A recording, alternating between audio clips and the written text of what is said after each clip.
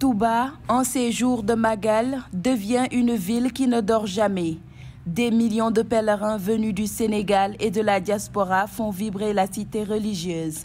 Et avec eux, un gigantesque appétit qui alimente une économie culinaire florissante. Premier arrêt, la restauration de rue. Ici, tout marche et tout part vite. Sandwich, brochettes, beignets, jus locaux. Les vendeurs n'ont pas le temps de souffler. Les clients, eux, sont toujours au rendez-vous. Je suis venue à Touba depuis vendredi. Oui, vendredi. Parfois ça marche, parfois ça ne marche pas. Hier, on n'avait pas eu l'occasion de bien vendre à cause de la pluie. Et on était obligé de verser les restants. Vous voyez que ça revient à zéro. Mais aujourd'hui, on espère que ça ira. On ne travaille que pour subvenir aux besoins de nos enfants. À la fin, j'avais pu payer mes dettes et il me restait 40 000. Alhamdulillah. Ça fait 3 ans que je viens ici. Je viens de Fass Barigo vers Kaolack. On vend la demi-baguette avec la sauce à 200 francs, voire 250 francs. Je ne peux pas évaluer mon chiffre d'affaires là présentement.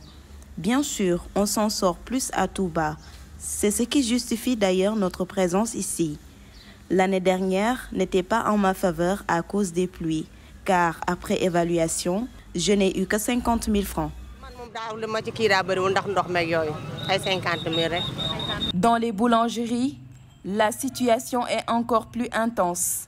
Malgré des fournées ininterrompues, les gérants peinent à satisfaire la demande. Ici, le pain est un élément central des repas partagés par les pèlerins. La demande connaît une forte hausse, mais comme vous pouvez le constater, il y a beaucoup d'eau stagnante à Touba, ce qui rend difficile la livraison du pain. Pour satisfaire à la forte demande, on a dû augmenter la production. Depuis une semaine, on est passé de 5 à 25 sacs de farine de blé par jour. On travaille matin et soir. On veut faire plus parce que les 25 sacs ne suffisent apparemment pas. Mais on a un problème de personnel qui est réduit. Le sac de farine de blé coûte entre 15 500 francs et 17 000 francs CFA. Il nous arrive d'aller jusqu'à 30 sacs par jour. C'est difficile d'avancer un chiffre d'affaires puisqu'il faut tout calculer pour le savoir. Il faut déduire les dépenses en électricité, en gasoil et la glace également. Mais quand même, on s'en sort vraiment bien. Et que serait le Magal sans son explosion de saveurs fruitées? Mangue, pastèque, banane, orange. Le marché des fruits connaît un véritable boom.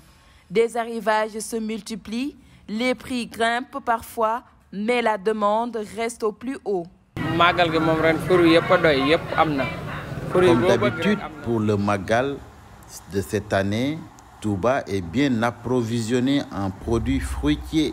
On a toutes sortes de fruits, oranges, bananes, pommes, raisins, clémentines, poires, prunes, kakis, des ananas également. On avait un grand stock car le magasin était rempli comme un œuf. Il y avait des caissons de fruits jusqu'à l'entrée du magasin et toute la marchandise a été écoulée.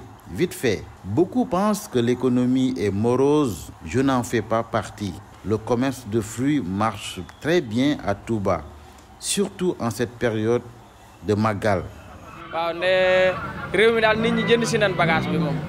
Au-delà de l'économie, cette frénésie gastronomique illustre l'hospitalité légendaire des habitants de Touba. Ici, servir à manger, c'est honorer la tradition du Magal.